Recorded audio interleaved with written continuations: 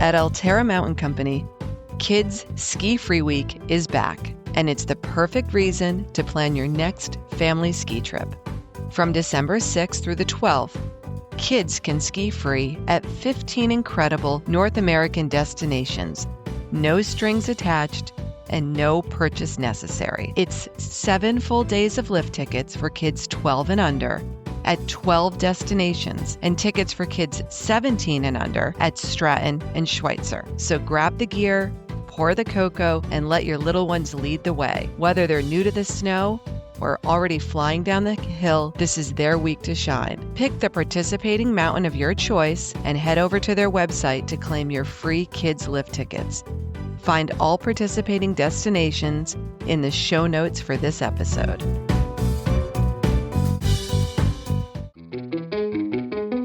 Welcome back to the Ski Moms podcast. It's season 5 and we're hitting the slopes. We're sharing real, unfiltered stories of motherhood on the snow. From conquering the bunny hill with toddlers to squeezing in your own powder days, this season celebrates every type of ski mom. Thanks for joining us. We've got a great season lined up, and be sure to subscribe so you never miss an episode.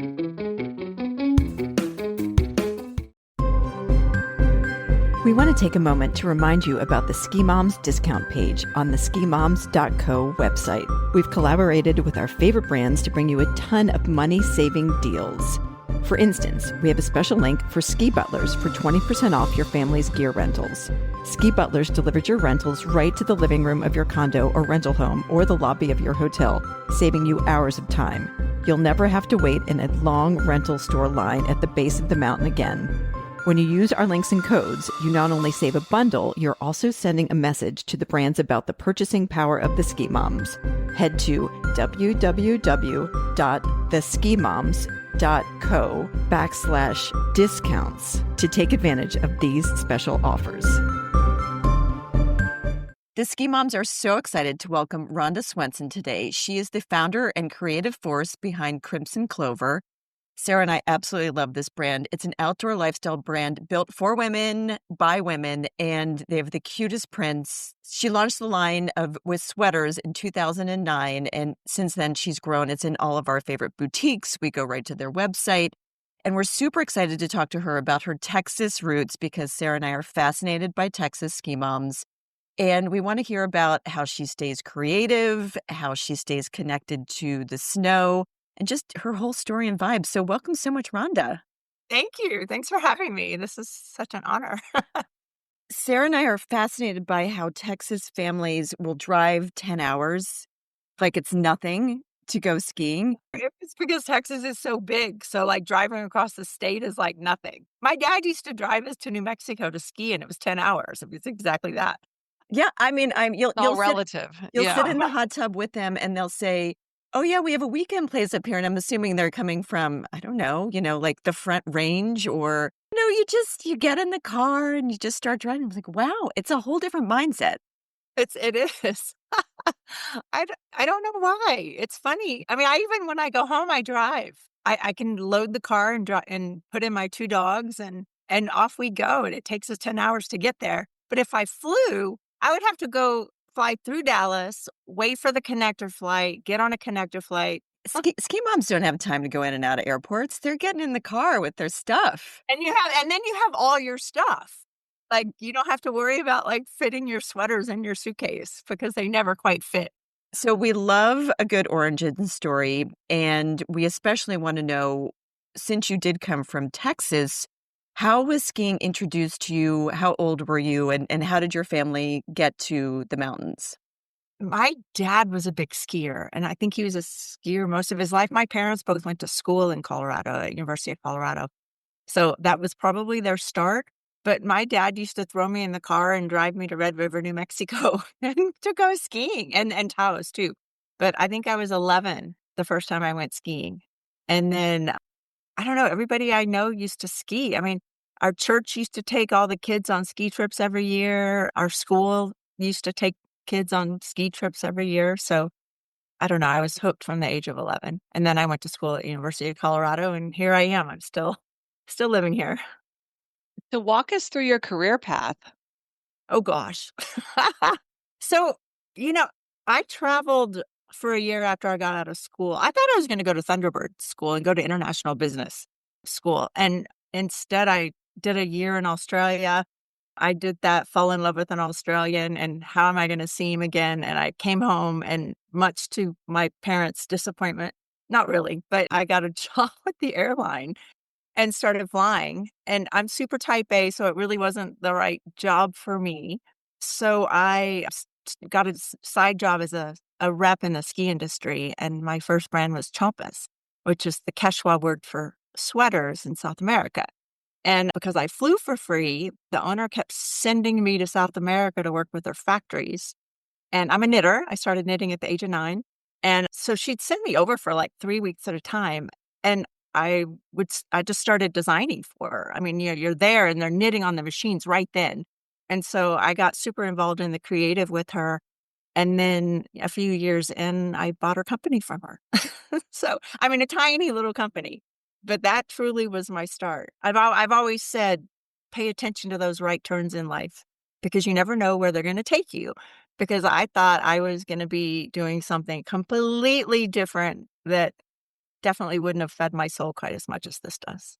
Were you immediately sold on rebranding and renaming it, or did you try to continue with that brand and their mission? Did you completely overhaul it as soon as it was yours? No. I kept Chompas for quite a few years. We were producing sweaters in Peru, Uruguay, Bolivia, and they were works of art. I mean, nobody does it like the South Americans. They put their heart and soul in everything. I used to say that my knitters leave a little piece of their soul in every sweater they make. You can turn these sweaters inside out and they're as beautiful as the front side. Like it's crazy, but they're expensive. And we just really couldn't make the margins that we needed to grow the business. So I ended up taking over this little tiny brand. It wasn't that tiny, but it was a brand called Air, EIR, named after the woman who was one of the founders and original designers, Elvia Ramos. And that was all Asia. And that's what really launched me into ski sweaters. They had all these factories that were already making ski sweaters. And so we were able to transition and start doing things in the ski industry. And Chompas was ski industry too, but it was the fashion side, like what you wear when you're opera. And so I had Air and Chompas, and then eventually Chompas just kind of rolled into Air. And then I changed that name. I never really identified with that name. And so I changed the name to Neve, which was the Italian word for snow. And then after a handful of years, I sold it. And I just hadn't had enough. I don't know. I thought I was going to go into interiors and I just couldn't stand it. I just had to get back into knitting. And so I started Crimson Klover. So I'm like a serial entrepreneur. Like I'm really good at building small brands up to mid brands. I haven't gotten to the giant brand yet. I don't think I ever will. I feel like it's pretty big. I feel like I see Crimson Klover in all the ski shops I go into at least. But for people that haven't seen your products or maybe don't realize that it's one of your Crimson Klover line, just describe the look a little bit. Well, we're all about pattern and color. So sweaters are all about pattern and color. And then, I think what we're really known for in the ski industry are the illustrated base layers. And so we use artists all over the world. They're amazing. They're amazing, renowned artists. Mads Berg, Lamont Joseph White. They're crazy, talented. But we take vintage art. So think of a vintage poster, and that's what's going to inspire our art. So if you've been in a ski shop or a shop anywhere and you've seen like these kind of vintage looking women on a top, that's probably Crimson Klover. And they're just fun. They just make you smile, I think. That was one of the things that Sarah and I love talking about is, your brand has been around for decades now. How do you keep it fresh? How do you keep these new prints coming to make people want to see what's next at Crimson Klover? It's funny. Every year, I think this is the best line we've ever had. What are we going to do next? Or how are we going to evolve? And we always seem to manage. But I think when you work with a lot of different creatives, I don't know, you all feed off each other and we just keep coming up with something new and different. And, we're all trying to push our envelope and push our creativeness and evolve And I don't know. I think our artists help us do that. And then, we do a trip to London and to Italy every year for design inspiration. And London, like how fun is London? And they're like the knitwear. Besides Italy, they are probably the top knitwear country in the world. And we get so much inspiration from shopping and galleries and, you can go on and on. Yeah, you have to. It's for the work, right? For the For the work, inspiration. right? It's just, I'm going in 2 weeks and it's just darn. It sounds really difficult. These artists you work with from all over, are they like a handful of the same people you work with season after season, and they're just kind of they know the ropes, or do you change that in and out? We change it a little. I'm so loyal. Once I work with somebody and love what they do and love what we do together, I tend to stay with them. Like Lamont Joseph White, I think he's 4 or 5 years with us now. I've had 2 artists that have been working with me from the beginning, and they continue to work with me. And this new artist from London, and he's incredible. So yeah, I'm constantly looking. Anytime I see a piece of art that I'm really inspired by, I go search out the artist. And if I can get them to return an email, and then we start working together. We know that designers have to live in many spaces. You live in the season you're in and then seasons ahead of time. So what does a typical day look like? Are you sort of time shifting every single day? Or do a certain day is dedicated to what's going on right now, and then tomorrow might be dedicated to what's going on next season? It's funny. I like to say that at our office, we usually have 4 seasons colliding at once, which is really a lot because we're finishing all the sizing and specs and everything of next spring, the upcoming spring. We're launching the fall that we're in right now, and we just put to rest spring 27, and I am now working on fall 27. And then I'm also CEO. So I get to put on my CEO hat, but my favorite space is my creative director hat. And so, and when I have to actually think hard to pull myself, like it's hard for me to go into finance mode or into like that mode because my brain really wants to be over here being creative. So Nicole has the same issue. We have to really work on finance mode. That's where I really come in and try to keep things practical. I have a lot of people trying to keep me practical. No, you can't do that. And no, that yarn doesn't work. What's the office vibe like? Where is your office, Rhonda, and what's going on there day to day? Is it a big team, a small team? We're growing. There are 15 of us in the office now. And plus we have probably 10 contractors that work with us. All of our designers are contractors. And then we have upwards of 8 dogs. So and it can be crazy. Typically there are 5 dogs there at a time, but there have been 8. We have 4 Bernies or mountain dogs. So and my office is only like 3,500 square feet. So it's crazy. I think it creates the most amazing work environment. It's really fun. I love that. My dog has never missed a podcast. He's curled up right next to me right now. I think he likes the comfort of the talking. And where are your offices, Rhonda? Where are you all based? We're in Boulder, Colorado. Do you get a break, or because you're designing so many seasons, is it just always busy? No, we seem to be pretty busy all the time, but we pride ourselves on work-life balance. So nobody works more than 40 hours in a week. We all take a lot of time off. We encourage travel. I go on at least 3 big trips a year. I try hard because it's kind of what fuels me. And then, we're always getting out, hiking, biking, skiing. We're all big skiers. So great work-life balance. And going back to the actual line, and I know we talked about sweaters. What are some of the other like core products that we would find in your line? Sweaters. That's probably who we are to start. And then all the illustrated base layers, but those are all knits. So, we're using all knitted fabrics for all of those. And then we do a lot of outerwear.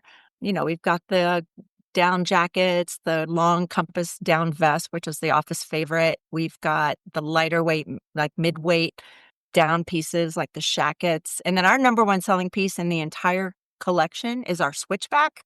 And it's got knitted sleeves, but it's a nylon puffy jacket.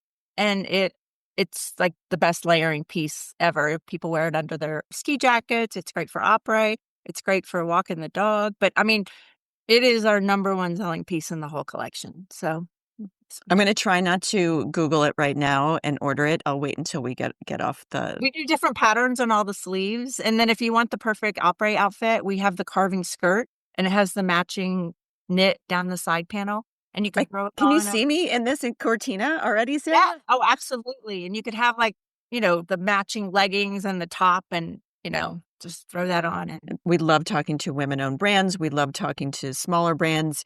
And we are big fans of slower fashion. And we don't mean that fashion that's not changing, but the whole click and ship and immediate gratification and the knockoff business and the, just sort of the cheaper choices, I don't think are ultimately that rewarding. I think when you mull over which is going to be the just right sweater because you want to wear it multiple times. I know you feel competition from some of these cheaper brands. You've got the opportunity now to talk to our consumers and really convince them that investing in their clothing is a better choice for not only like the environment, but the creative industry.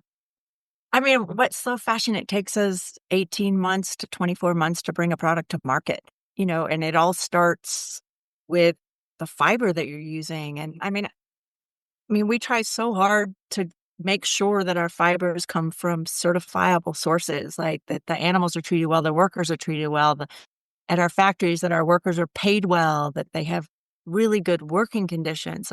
Like, I think if you think about, like, if you buy a product for $10, the store that you're buying it from is making $5 because everything typically is Keystone or around there.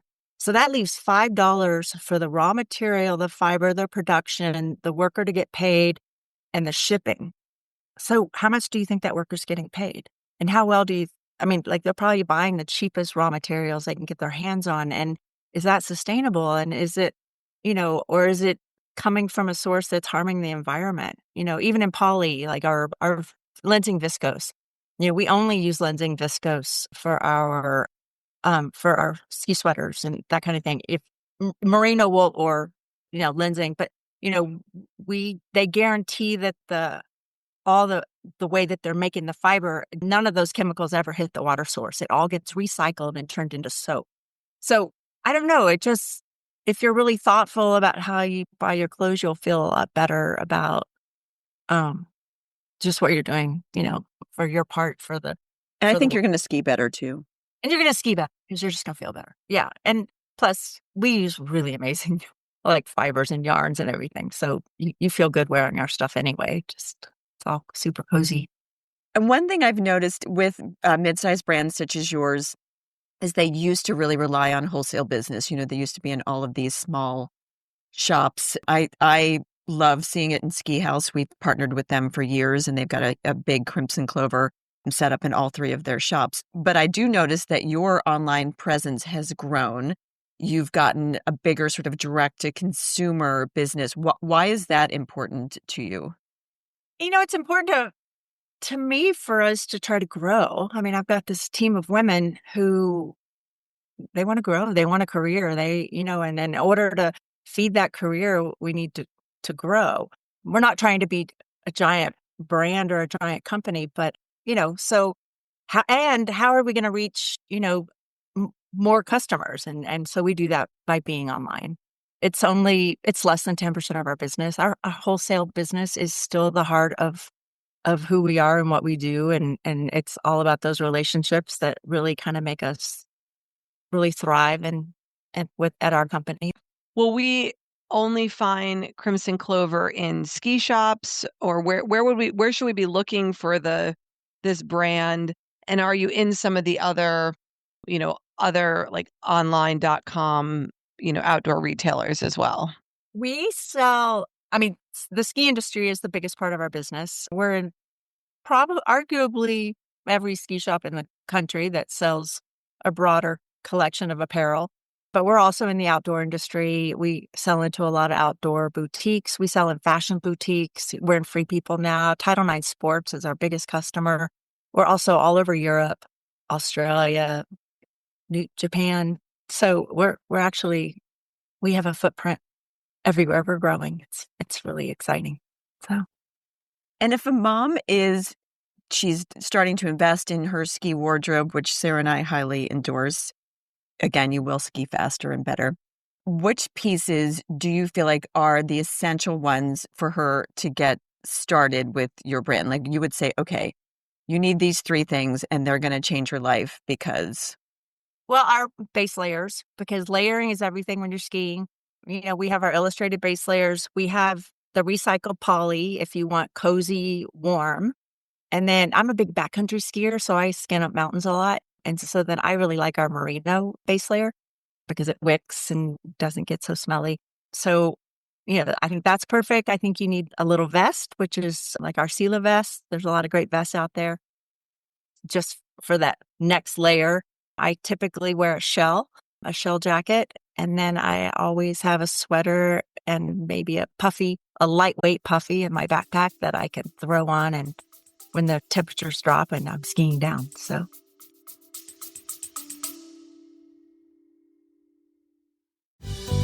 Meet your new favorite travel companion, the Weekend Warrior 2.0 ski boot bag from Diamond. This isn't just a ski boot bag. It's an all-in-one travel bag and boot bag, now upgraded in 4 fresh colors: Dune Gold, Twilight Blue, Vermont Green, and Classic Diamond Black. Available in 2 sizes, the Weekend Warrior 2.0 is designed for real ski life. It's water-resistant with a ventilated boot compartment, padded laptop sleeve, and a helmet canopy that clips right on top. TSA approved as a carry-on, and even sized to fit as a personal item. You can breeze through airports without breaking stride. Durable, weatherproof, and smartly organized, it's built for every winter adventure. Ski Mom listeners can get 10% off with code SKIMOMS at checkout. Find your Weekend Warrior at diamantgear.com.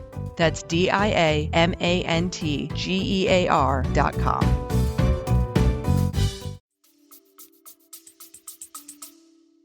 It sounds like, yeah, definitely layering. That's what we found when we're doing the uphill. You're sweating and then you're freezing and then you're sweating again, depending on where you are in your journey up or down the mountain. So I love that you have all the different layers, and we always love a good vest. I think that's like my favorite item ever. And I love that base layers. I realize like you don't only have to wear them skiing too. You can just wear them out and about, especially with a cute vest over it, and make it a whole outfit for other days and other times a year. I mean, I get up in the morning and I put my base layers on because I'm going to take the dog out for his adventures. And then I will probably put my snow skirt, I might have another pair of pants on if it's cold, and then I'll put my snow skirt on if I'm like going to run errands. And it's just lifestyle choices, Sarah. Well, what's funny is I see people out like in outdoor restaurants in Vail or wherever, even here in Boulder, they're still doing the outside outdoor dining at night. I definitely endorse that. And I love that you were talking about your work-life balance and that you really make that a priority. What do you consider your home mountain, Rhonda? Vail. I live in Vail. I'm half and half. I'm half Boulder, half Vail. So Vail is my long time mountain where I love to ski. And so you ski Vail, and do you park in a certain area, or do you have a condo up there and you're going to go right to which lift? Well, I have a little house in Sandstone and I take the bus. So I don't like to pay for parking. So I take the bus every morning and I go straight to Gondola 1. So I keep a locker in town so that I can keep all my stuff there. And what are some of your favorite, if you were to give us some of the little hidden gems to ski at Vail, where are your favorite spots? Oh, favorites. Well, the back bowls are my favorite. I mean, there's really nothing like them anywhere, is there? You ski into the sunshine like everywhere. So that's my favorite. I think one of my favorite trails was back there. I think it was called Cloud 9. And I think it was like one of my favorite trails. I just remember being very happy there, but I feel like it's hard to not be happy in Vail. It's actually an amazing mountain. It's just so big. So there's something for everybody, right? But like, I still love going to all the other mountains in Colorado too. I mean, Steamboat's one of my all-time favorites. Copper. is just over the mountain, and I get a couple of days there a year. So yeah. And then Europe, you guys are going to Cortina. I usually ski Europe at least once a year, but Cortina's my favorite. And do you still get the family together for ski days? No, my parents don't ski anymore. So my sister and my brother, I mean, they live abroad, but they do come over and we do big ski trips, at least once a year. Yeah. So are you more likely to plan trips with like girlfriends now, or like when you're planning your adventures, what does that look like? Well, I'm doing a big ski trip in March, but it's a backcountry trip and we're going to Canada. So we're going up you helicopter into a lodge and then you do 7 days of backcountry skiing. And that's with a mixed group. So guys and girls, but I do have 5 of my closest girlfriends coming with me. So that'll be fun. And is that just like a private group that's been organized, or is it through a company? It's a private group. So my partner, Kim, who works for Scarpa Boots, so another ski industry brand, right? He organizes a backcountry trip every year. It's his passion. Well, that sounds amazing. We have a lot of women who are in our group, and they either have a product or a service or some idea on ways to make skiing better for the entire population, or more specifically for women, or even dialing it down more for families. But some of them are sitting on the fence because it seems too daunting to get started. Do you have any advice for entrepreneurs who are thinking about developing something and going for it, but they're just waiting for the right time or somebody to give them permission? I always just say, go for it. What have you got to lose? Like, you'll have regret if you don't go for it.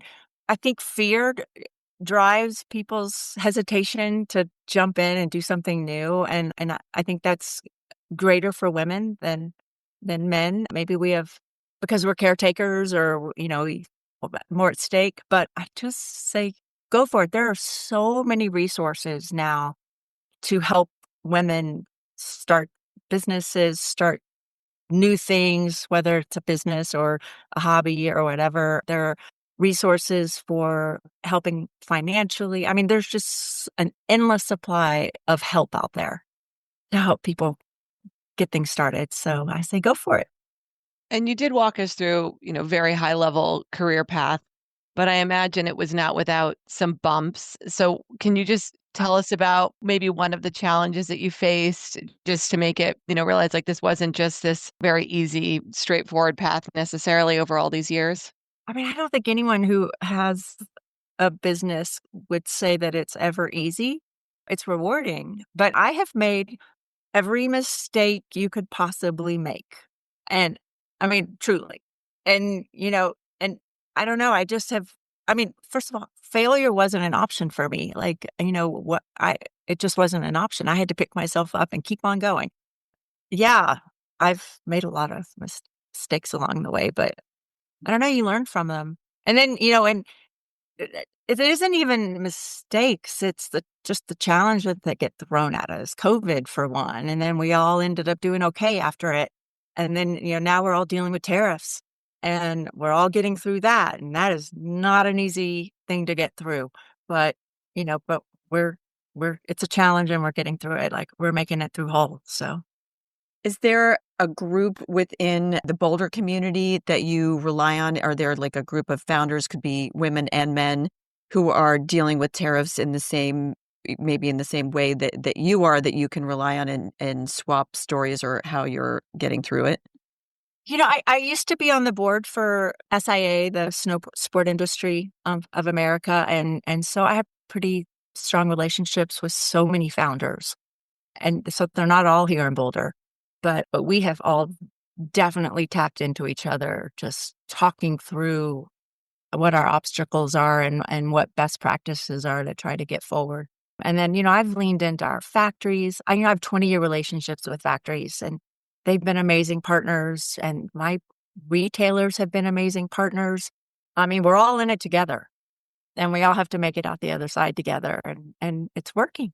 And what about when you feel a little stuck, if the solution isn't immediately coming to you? Is that when you lean on time outdoors, where you'll say, you know what, I'm not sitting in this office. I'm not going to get the answer. I really need to click in and start climbing something. Is that something that you find helps free up space in your brain to look at things in new ways? Absolutely. Yeah. I'm one of those, I shouldn't be making decisions like impulsively anyway. So if you just get out and get fresh air and get exercise, and I don't know, I think so much clarity can come to you. And then, getting out with other people and talking through things, and, you lean in and lean on people, and you find all kinds of solutions to, what we come up against every day. What are some of the ways that you play outside when it's not ski season? I'm a big cyclist, so I do get out on my bike quite a lot. And then I also have 2 dogs, so hiking is in my daily routine. There's no such thing as Australian Shepherds. You have to get them out every day. I misunderstood. I thought the 4 Bernese mountain dogs were yours. Oh, no, no. They're just at the office. Okay. There's Okay. I'm feeling much better now. Okay. Yeah, no. They're just a bunch of dogs at the office, not all belonging to you. I have 2 tiny, tiny houses. 4 Bernese mountain dogs would not fit. I do think like you could, like zoos have the live stream and people just check in throughout the day to see what the penguins are doing or the otters. You could just have that in the office and people would check in and be like, oh, are the dogs wrestling yet? Well, and then on any given day, I'm like, now we have 2, well, they're not such puppies, they're 10 months old. And so they are forever tumbling. And I mean, it's just comic relief nonstop. I mean, I'd check in with Bernese puppies to see how they're doing every day. It's like if you put an avalanche dog in a ski ad or any sort of social media, I'm in. Like, I'm engaged. Oh, no, Clickbait. our number one posts are always dog related. So we do a post a week that has a dog. It's the office spotlight. That's just good content. When we're talking about your business and the growth of your business, are there new areas? Have you ever been tempted to get into golf or to get into cycling, or are you going to stick to this lane? We actually, it's funny you mention it. We're constantly trying to figure out how to grow. And it's like, we're trying to figure out, what is our woman that buys and wears our products in the winter? What is she doing in the summer? And so we actually are starting to lean a little bit into like that sort of country club, golf, pickleball, tennis. What do we serve up for that? I don't particularly want to be like an activewear brand where we're giving you all the clothes to wear that, but the knitwear and the base layer, but really like altering the themes of our illustrations to speak to some of those other sports. So kind of, I would love some bold graphic golf shirts. yeah. Can't you see me in those, Sarah? That have some of those fun themes as well, because I mean, I do not take my golf game very seriously, but I do take dressing for golf seriously. And I don't know about pickleball. I can't I play, a little bit, but I can't get my head around about what you're wearing to play pickleball. I know. I mean, I just kind of wear whatever I have. Like, I don't dress for pickleball, but golf, I think you want to look nice when you're on the golf course. And what do you do after golf? You go après. So you got to look good. So I think there's an opportunity there because as someone who golfs and I look a lot for cute golf clothes, there's definitely a hole in the market. And layering is important in golf because often if you tee off in the morning, it can change 10, 15 degrees depending on how speedy you're playing. So you might want a vest and a light jacket at the beginning, but then by the end you might be in your t-shirt. I mean, not your golf shirt. I agree. Yeah. And so now we just have to like get my artists thinking, and Mads is doing some pieces as we speak that are really going to speak to that active woman. He's doing illustrations around 4 different sports, and the styly girl that is doing them. We have a lot of families who are weekend warriors, and they're based in some place that's maybe not as, convenient to the mountains as the access that you and I have, but it's still cold and they're going for, morning workouts or morning walks with the dogs.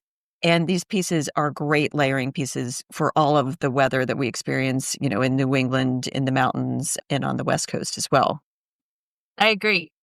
I mean, I take my stuff everywhere we go, and like rain, sun, or shine. I think it's natural fibers too. natural fibers, and even the recycled poly. I mean, it works in all kinds of environments. So it makes you look good. So I imagine people that maybe haven't seen the brand before, they're looking at your Instagram or looking at the site and saying this stuff is super cute and they want to order some. How does the sizing run? We run pretty true to size.